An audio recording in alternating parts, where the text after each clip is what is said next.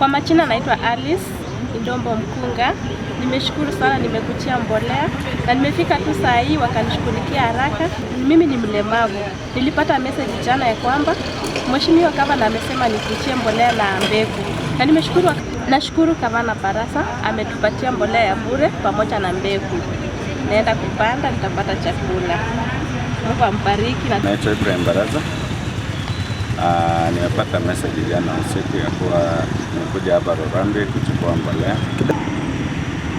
Nimekuja, process imekuwa nyepesi, imekuwa ya haraka na nashukuru kwa ajili ya hiyo. Nashukuru Gavana wetu Barasa kwa hii mpangilio ambayo iko nayo kufuatilia wale ambao walemavu na mama wachana ambao wajiwezi, kwa sababu maisha imekuwa ngumu na sio rahisi. Mbegu kienda kwa cereals ama kwa maduka mbolea iko juu, 10 kg iko around 1500. Mlemavu ama mchana hawezi kupata ama mlemavu. Hii mahindi sasa ukienda kununua kwa duka ni shilingi 1000, ambapo hiyo vitu yote ni ngumu.